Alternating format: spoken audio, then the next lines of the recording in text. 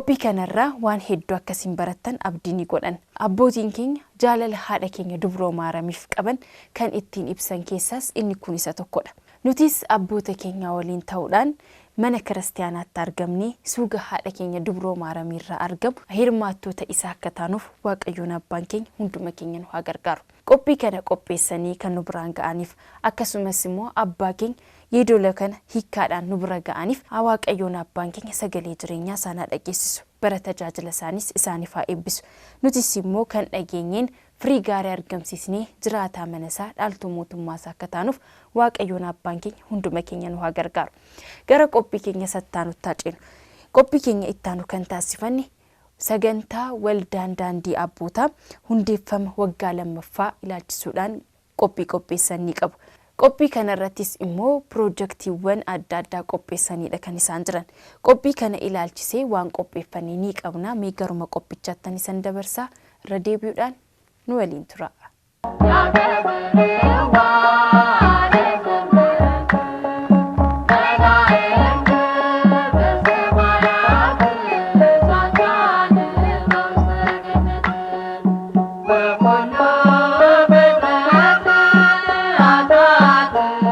Wanta fi osoo hin lakkoofne guyyaa guyyaan kan na yaaddeessu yaaddoo mana kiristaanaa hundaadha.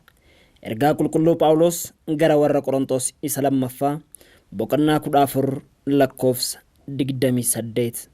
Aqleesiyaa mana kiristaanaa gaafa jennee waamnu tokkoon kiristaanaa yookaan qaama bultoo Waaqayyoo kan ta'e tokko. Gama biraatiin walitti qabamuu kiristaanotaati. Manni kiristaanaa isheen biroon dhiiga isaatiin kattaa jabaarratti kan ishee hundeesse baraan qoramtee tajaajilli ishii tajaajila samiirraa kan ta'e sirna samiirraa kan ishee keessatti raawwatamu gamoo mana kiristaanaati. Kiristaanummaan baraan qorameera. Kiristaanummaa kan babal'ise rakkoodha. Dhugaadha. Qulqulloonni wareegamtoonni amantaa kana hordofanii dhugaa lallabanii darbanis wangeela abaaboo qabatanii hin qeeballe. Wangeela du'aa babal'isan dhiibbamaa rakkachaa baqachaa beela'aa fi hidhamaa babal'isan. Wanti wareegamtoonni qulqulloonni amantaa isaaniitiif ta'an mootota barasan jiran kan afaan qabsiisu ture. Maali jabinni hammana ga'e hamma jedhanitti. Jireenyi kiristaanummaa erga dachee Israa'el irratti lallabamee booda rakkoon kun caamee hin beeku. Mana Maariyaam haadha qulqulluu Maarqositti arrabsaa fi reebaa Yihuudootaadheef kan baqatan kiristaanota muraasa turan. Boodas ajjeefamuun qulqulluu Isxifaanos kiristaanota ni baay'ise malee hin hir'ifne. Barri wareegamtoonni baay'atan hamma bara baraatti jiraachuu mana kiristaanaa ifa baase. Har'a hoo Waaqni bara san hojjetu hin hojjetu laata? Wareegamtoota bara kanaa hoo wareega isaanii eenyu yaa barreessu? Rakkoo fi gadadoon mana kiristaanaa baraa gara baraatti haalaa fi bifa isaa jijjiirrachaa akkuma bara sanaa har'as akkuma itti fufetti jira. Baduun abbaa keenya Addaam dhalachuu gooftaa keenyaa arguuf carraanuuf kenneera. Kanaaf rakkooleen mana kiristaanaa amantootaaf kaka'umsa cimina amantaatis ni ta'a. Rakkooleen amma argaa fi dhagahaa jirru biyyattii giddugala haa taasifatan malee bishaan guunnaan dooniidhaaf yaaddoo ta'uun isaa kan hin oolleedha. Kanaaf qaamonni biyyaaf yaaddoo ta'an kunniin kiyyoon isaanii garuu mana kiristaanaa irratti kan xiyyeeffateedha. Amantii naftanyaa, amantii geezii waaqeffattu, amantaa Minilik jedhanii deebisanii bataskaana rabsaa jiru. Garuu akka dhugaan isaa kana bataskaanni kun kan naftanyaadha. Kan Minilikii bataskaanni kun acuuccaa sanyiitiin kan hundoofte. Keessa gallee gaafa laallu garuu dhugaan jiru kana miti. Kanaaf rakkoo duwwaa dubbachuun faayidaan fidu. Kana booda gara hojiitti bobbaanee hojii hojjetan nurraa eegama. Wangeela babal'isuu qooqaa Oromiffaatiin afaan Oromootiin Oromiffaa duwwaa miti. Amma naannoo keenya Lixaarisii sabab salbamni 14tu jira magaalaa sana keessa. Shaashamannee sabab salbamni 14 Walaayittaa, Sidaamaa, Guraagee kan kana fakkaatan maqaa isaanii yaadadha. Sabab salbamni 14 kun qopha isaaniitiin macaafa qophoofii qaba. Macaafa duwwaa miti luboota qophoofuu qabu, barachuu qabu, leenjii fudhachuu qabu. Daaqoniin, qeesiin leenjii fudhatanii uummata isaanii qopha isaaniitiin barsiisuu qabu. Qormaan yookaan chaalenjiin nuyi caaseffama wal qabatee qabnu keessaa inni tokko haala seera fi heera bataskaanni dambii ishee irra teechifatte saniin hojjechuu dhabuun rakkoo tokko, gufuu tokko. Lammaffaan immoo misoomni caaseffamaa hin jiru. Mootummaan hojiin isaa akka milkaa'u waan baay'ee hojjeta miti. Aanaadhaaf, godinaaf, naannoodhaaf investimentii baay'ee jira naannoo sanitti. Waajjira ijaaruu teessoo irraa eegala, bilbila fayyadamuu irraa eegala, intarneetii fayyadamuu irraa eegala. Misoomni caaseffamaa baay'ee xiqqaadha nu biratti. So aanaan waajjira osoo hin qabaatiin wangeela maal lallabne jedhanii itti dubbachuun baay'ee diinummaadha mataa isaatii. Inuma mammaksi jirame dura teessoodhaaf kan jedhu jirame. So yoo amma falaasamni nuyi tajaajiluu ittiin qabnu tokko haala mijeessuu ta'uu qabaa jechuudha. Misooma caaseffamaa irratti hojjechuu ta'uu qabaa jechuudha. Inni sadaffaan immoo dararamuu yookaan immoo harkifamuu caaseffama keenyaati. Keessa illee alaa illee caaseffamni keenya harkifamee jira. Hin socho'u akka barbaadutti akka hin sochoone nullee keessa hin harkisna, diinni alaa hin harkisa. Bakkuma jirutti akka deemu taasisne. Afraffaan immoo dhaabbilee gargaarsaa yookaan immoo sappoort istaaf isaan jedhu kan seera feera bataskaana irratti tumaman san cimsuu dhabuun rakkoo gama caaseffamaatiin irratti hojjechuu qabnuudha.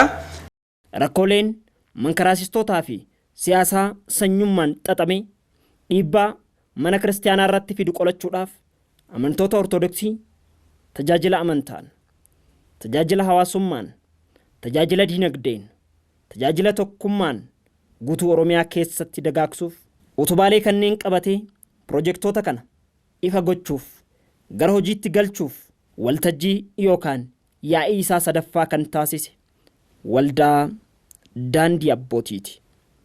Akkam jirtu hordoftoota Galaa Sanbataa. Waldaan daandii abbootii erga hundaa'ee waggaa 2 darbeera. Bara kanneen keessatti maal hojjete? Faayidaan waldaa kanaa mana kiristaanaatiif maalidha? Karoora waldaa kanaa galmaan ga'uuf yookaan milkaa'ina isaatiif nama dhuunfaarraa hanga sinodoositti akkasumas hamma mootummaatti maaltu irraa eegama? Projektii kana hoo eenyutu ifa godhe? Dhimmoota jedhan isiniif qabannee dhiyaannee jirra. Hamma xumura qophii keenyaatti nu faana turaan affeerraa keenya isa kabajameedha.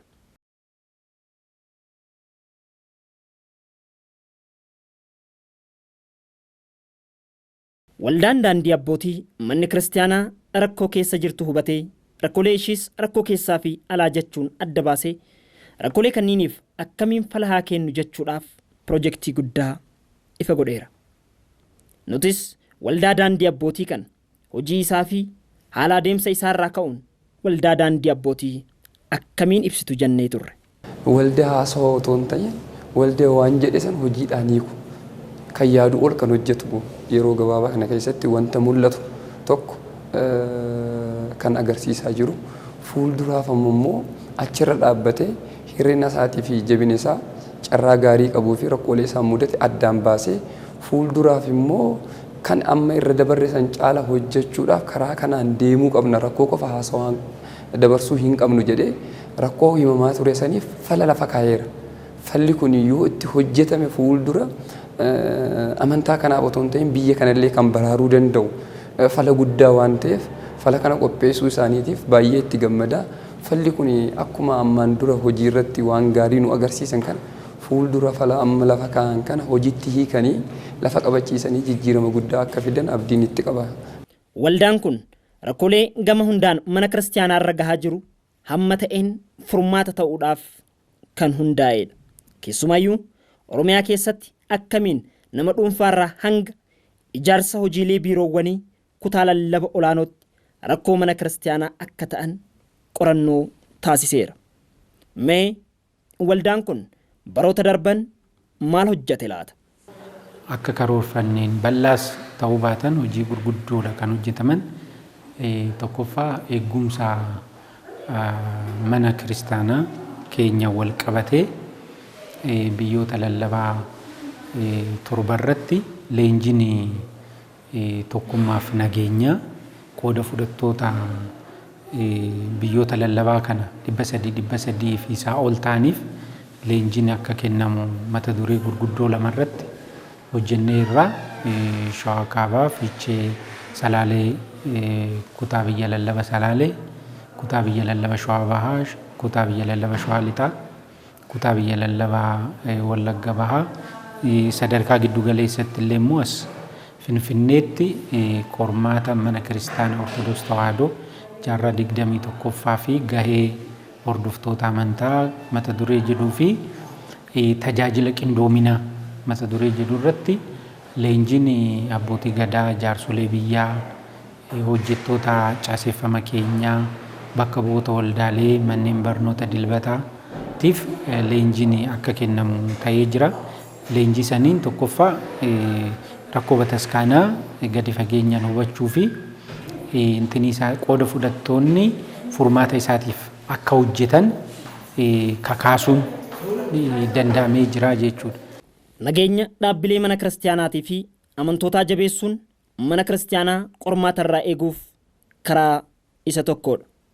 Garuu wal dhabuun amantootaa, ilaalcha biyyummaa dhabuun, wajjin hojjechuu dhiisuunii fi wal dhabuun qormaata mana kiristaanaa yeroo ta'u ni agarra.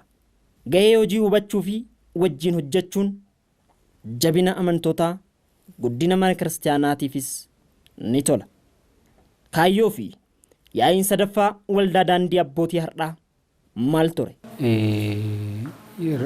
Hojii bara darbe bara 2013 hojjetaman san madaaluu gamaggamuu bara 2014 immoo hojiiwwan karoorfaman san irratti qooda fudhattoota wajjiniin waldaalee adda addaa wajjiniin caaseffama keenya wajjin irratti mari'atanii haala of duraa hojiin itti raawwatamu irratti kallattii teechisuudha kaayyoon isaa jechuudha akka walii galatti. Waldaan daandii abbootii ani nan dursaa, anoo daandii nan saaqa, isinoo na faana bu'aa yookaan waa'ee mana kiristaanaatii fi amantootaa hunda anumti nan baadhaa hin jedhu. Kan dursan dursee heeraa fi seera mana kiristaanaa eegee iddoo isaa qabatee wanta irraa eeggamu hojjechuuf karoorfateera.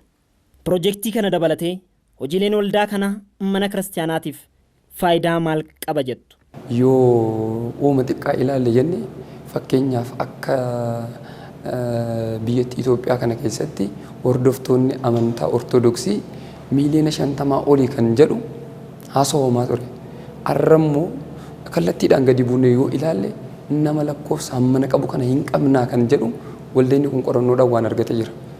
Rakkoo isaa san waan hubateef akka falaatti waggaa kana keessatti yoo xiqqaate miseensa nama 198 amantaa birarraa gara amantaa Ortodoksii Tawaahidootti fiduu qabna. Eessarratti yoo gadi buunee gadirraa kutaa biyya lallabaa 10 irratti kan inni hojjedhe jedhee karoorfate. Biyya lallabaa 10 irratti nama 198 jechuun baay'ee muraasa lakkoofsi kun akka biyyatti namni tokko yookaan immoo biyyi lallabaa tokko nama tokkollee yoo deebise waan baay'eedha. Kun isaan immoo xiqqeessaniitu nama 10 yoo kan qopheessan ta'e waan baay'eedha. Garuu immoo gadi bu'anii isaan xiqqeessanii biyya lallabaa tokko irratti nama 12 isaa nama 12 kana jechuun waan salphaadha. Nuti amma fakkeenyaaf akka waadaatti godina Harargee Lixaa irratti waadaan mana amala sirreessaa keessatti tajaajila qabna. Guyyaa 15tti yeroo tokko hin dheeqnaa warra amala sirreessaa keessa jiran isaan hin barsiisna. Afaan Oromootii kan barsiisnu namoonni eddaa Ortodoksiin afaan Oromoo hin dubbatti. Ortodoksiin eddaa wangeela afaan Oromootiin hin lallabdi. Nuti barkan beeknu amantaan ortodoksii kan nafxanyaa akka ta'e sirna minilik qofa kan himu akka ta'etti beekna erga akkana ta'e arrarraa kaasnee nuti isinii wajjin amantaa kana hin hordofna jedhanii namoonni musliima turan nama 12 godina Harargee Lixaa magaalaa Ciroo mana amala sirreessaa keessatti nama 12 amantaa musliimarraa cuuphannee gara ortodoksiitti galchinee jirra. Egaa waldaa daandii abbootiin akka waliigalaatti manni amantaa qormaanni alaa fi qormaanni keessaa maaltu ishee ragaa jira. Akka dhuunfaas akka gareetti immoo maaltu hojjetamuu qaba kan jedhu akka waliigalaatti kan dhiyeessanii. Isaanis isa keessatti egaa kan adeemsaanii adeemsa gaarii ta'e keessaa caasaa mana amantiitti hordofaniidha kan deeggaraa jiran inni immoo barbaachisaadha.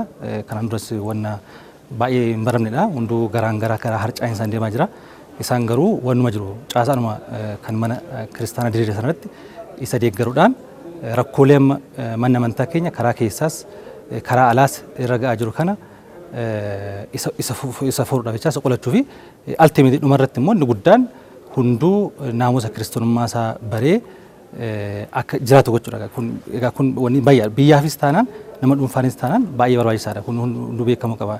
Namoonni kiristaanummaan cime jechuun naamusa kiristaanummaan cime jechaadha. Isa jechuun immoo biyyaafis taanaan mana amantaafis taanaan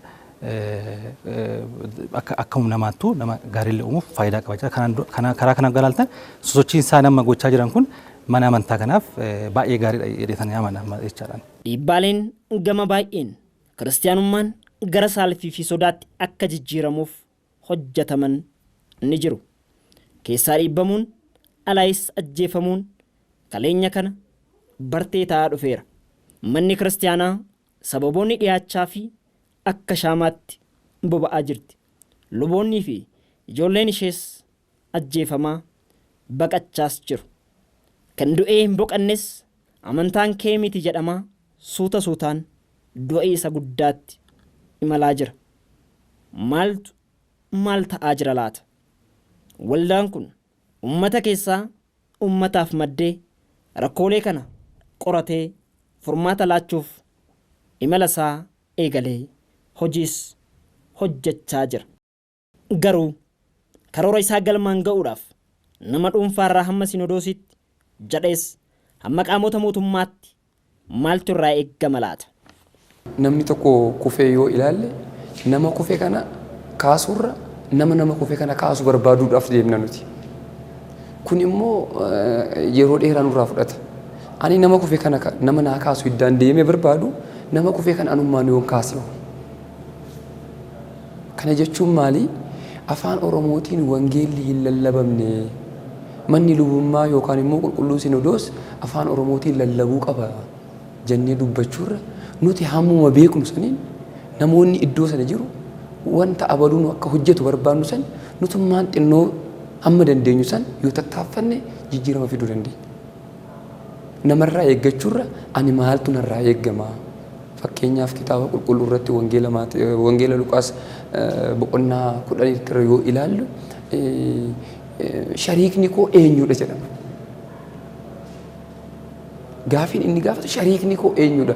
Shariikni kiyya eenyudha jechuudha. Ani kana akkana wajjin jiraatu barbaadu san namni akkanaaf waan gaarii naaf akka oolu barbaadu san akkuma ani barbaadutti namni niin ani immoo akkan tola ooluuf narraa waa barbaadu san hin jiraa jennee maaliif iyyaale?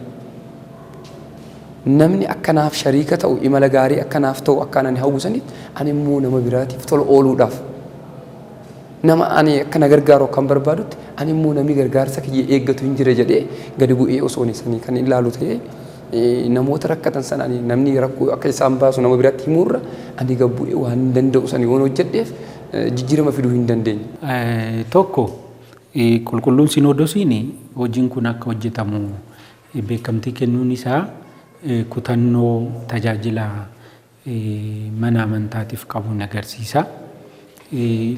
Seera baay'ee qajeelcha baay'ee murtee baay'ee dabarseera qulqulluun sinodoosiin milkaa'ina ergama bataskaana keenyatiif ammallee qajeelcha kennuudhaan daarekshinii kennuudhaan qulqulluun sinodoos nullee karaarraa dabnee ba'aa bataskaanaa akka hin taane eegumsa gochuun barbaachisaadha. Karaa biraatiin manni lubummaa walii galaa piroojeektoota amma nuyi sadarkaa biyya lallabaatirraa eegalla jennu kana sadarkaa naannootti manni lubummaa waliigalaa akka qindeessuun barbaada. Tajaajilli bataskaanaa durfamuu kan qabu mana lubummaa waliigalaa kutaa biyya lallabaa mana lubummaa aanaa saniin booda bataskaanaan caaseeffama san keessatti. Nuyi qooda fudhattoota garanatti yoo dhufnu. Kanaafuu piroojektonni kun mana lubummaa waliigalaatii qabee sadarkaadhaan caaseeffama jiruun gaggeeffamuu qabu, hoogganamuu qabu, kontribuutillee ta'uu qaba, bajetis ta'uu qaba. Rakkoon uumamuu hin qabu jechuuf rakkisaadha. Garuu osoo baay'ee hin balleessine dafanii dhaamsuun gamnummaadha. Kanaaf egaa waldaan kun rakkoolee kanneen furuuf gamtaa luboota Ameerikaa, mana barnoota sanbataa amda hayimaanootii fi koomishinii misoomaa fi gargaarsa mana kiristaanaa Ortodoks Tawaahidoo wajjin ta'ee sirnaaf seeraan hojjechuuf kan dammaqe. Garuu karoora kana booda xumura baraarratti maal eegdu? Maaltu akka ta'u hawwitu? Mana barnoota dilbataa amda hayimaanoot wajjinis keessaayyuu barumsa fagoo kennu irratti kan waliigalteen uumame sun baay'ee kan nama kakaasudha. Akkuma dhiyaate isaanis hoo xiqqaate waggaatti jechaadha 500 hamma 1,000tti hin kennama jedhan barumsa. Waggoota dhufanitti immoo baay'inaan kumaataan akka barumsa san argamu ta'a. Kuni haala kanaan deemuunsaa afaan karaa kanaan kan ta'an kitaaboleen akka jijjiiramanii amma almost raabsamuudhaaf kan jedhudha. Kun jechuun namoonni fagoollee jiraatan barumsa kana akka argatan akka itti fayyadaman ergaa kana karaa kanaan san dabarsu yeroo gaa carraan kun godinaalee gara biratti aanaa gara biratti uummanni hunduu jiru barumsa fagoo kana akka itti fayyadame jireenya gooftaa keenya Yesuus Kiristoos nuu kenna jireenya bara baraa sana akka nama taaneef kan nuu kenname sana hunduu akka dhaalu dhagaa abdiidha. Akka nama tokkottis ani egaa hojii dabalatamaa hojii haan qabaadhu malee waan kana gumaacha godhu amman godhu egaa gumaacha gochuu qabu akka dhuunfaattis illee itti fufeen gumaachuu nan danda'a yaada abdadhaan jechaadhanis. Kuni ka waan sadii hawwina. Normaal tokkoffaan misoomaan wal qabatee manneen kiristaana Ortodoks Tawaahidoo naannoo Oromiyaa keessa jiran gama hundaan of danda'anii arguu hin hawwina. Gama tajaajila hafuuraatiin, gama tajaajila hawaasummaatiin, gama tajaajila diinagdeetiin. Lammaffaa tajaajila wal qabatee bataskaanni takka yoo xiqqaate tajaajila 8 akka qabaattuun barbaada. Tajaajila 8 yoo xiqqaate kan qaddasan, kan barsiisan, kan abinna timirti beetii barsiisan walitti yoo xiqqaate tajaajila 8 akka qabaattuun barbaada. Naannoo kana keessa bataskaanni jirtu jechuudha. So tajaajila 40,000tti dhiyaatu akka qabaannu barbaada. Gama kanaan naannoo Oromiyaa keessa bataskaanni jirtu nageenyi ishee kan eeggame wangeelli keessatti babal'atu hawaasni hundumtuu jiruu fi jireenyi isaa kan hawaasummaas diinagdees kan hafuuras jijjiiramee arguu ni barbaannaa jechuudha. Ambishiyees jechuu dandeessaa garuu kan hojjetu waaqa nuyi gumaachuudha gaheen keenya saniin booda inni hin xumuraa jechuudha. Tajaajila mana kiristaanaa gama hawaasummaan hafuurawaanii fi diinagdeen hundaaf qaqqabsiisuun galma waldaa kanaati. Guutuu Oromiyaa keessatti kutaalee lallaba 16 hin hanqannetu jiru. Kanaaf karoorri kun tokkummaan hunda bira ni ga'a jechuun hin eeggamu. Garuu adeemsi hunda ni hiika. Waldaan kun ijaarsa humna namaa furuuf ni hojjeta. Gama misoomaatiin misooma mana kiristaanaatiif ni hojjeta. Manneen kiristaanaas akka of danda'an ni taasisa. Gama tajaajilaan hir'inni tajaajilaa mana kiristaanaa keessa akka hin jiraanneef tumsee ni hojjeta. Walumaa gala garuu dhaamsi isin qabdan maalidha?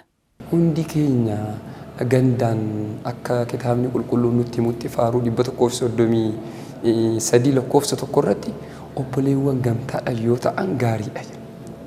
Kuni dhugumatti waan gaariidha. Kana jechuun immoo ilma haadha takkaa ilma abbaa takkaa jechuu miti.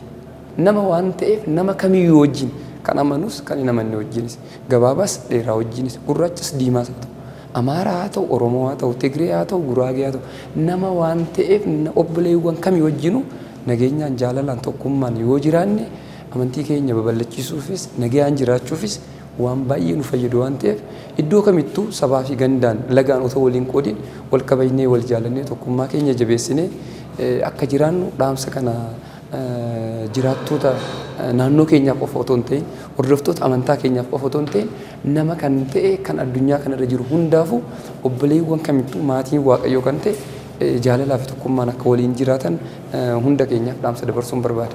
Uummanni kan gaafachaa jiru keessaa uummata baay'ee ortodoksiin Oromiyaa keessa jiru kan gaafachaa jiru afaan keenyaan qiddaaseen nuuf haa kennamu afaan keenyaan lallabbiin haa kennamu jechuudha.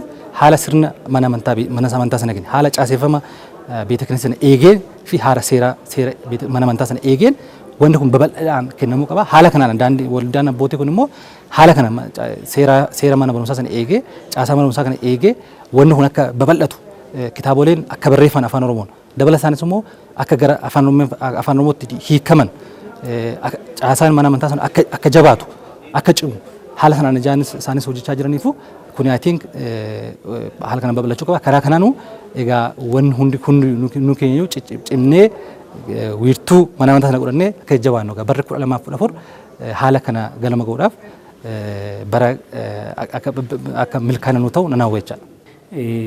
Kan dandeenye qabeenyaan beekumsaan humnaan kuwwan immoo kadhannaadhaan tokkummaa keenyaaf wal taanee wajjiniin haasofnee mari'annee teessoo irra teenyee karoorfannee akka deemnu akka walii gumaachinu mootummaa waaqayyoo gargar baanii wal dhiibanii dhaalamu hin jiru. Mootummaa waaqayyoo jaalalaan dhaalamti. Kanaafuu piroojeektiin keenya kan milkaa'u jaalalaan walitti dhiyaannee wal qeequunis yoo jiraate wal jabeessuuf wal ijaaruuf akka ta'u amaanaa koo guddaadha. Ergaan koos kanuma galatamu. Egaa hordoftoota keenya mana kiristaanaa rakkoo ishee irraa qoluun nu dhibuyyuu yoo xinnaate garuu nuti mataa keenyaan rakkoo itti ta'uu dhabuudhaaf yaa carraaqnu. Waaqayyo harka isaa araaraa nuuf yaa ergu. Bara rakkoo mana kiristaanaa waaqni nu duraan fageessin dhiigni kiristaanotaa dhangala'uun dhaabbatee nu yaa agarsiisu. Sagantaa keenya kan goolabnu hima misiraachoo ifa ta'uu karoora hojiilee waldaa daandii abbootii bara 2014 hangafa paappaasii kutaa lallaba Arsii Lixaa fi miseensa sinodoosii kan ta'an Abuna Heenookiin ta'a. Nagaatti. ከ18 አህጉረ ስብከት በ10ሩ ላይ ለመስራት እንደታሰበ ነው ቀደም የሰማሁት። biyyoota lallaba 18 keessaa 10 irratti hojjechuuf karoorfameera. Biyyoota lallabaa 10 irratti hojiileen hojjechuuf karoorfaman sadiidha. Tokkoffaa barnootaa fi leenjii, lammaffaa lallaba wangeelaa fi ergama duuka bu'ummaa, sadaffaa nageenyaa fi tokkummaa jabeessuu kan jedhanidha. Guyyaa har'aa karoora hojjetamuuf karoorfaman sadan kanneen ifa ta'uu isaanii misiraachoo isaa himuun barbaada. Waaqayyo uumaan wanta hundaa nuuf milkeessee dhuma isaa nuuf haa tolchu. Ijoolleen keenya tajaajila hafuuraa jalqabaniin caaseeffama isaa eeganii warroota badan kan burjaaja'an gara foonaatti akka deebisan hafuurri qulqulluu isaan faana yaa jiraatu. Waaqayyo hunda keenya nu yaa eegu.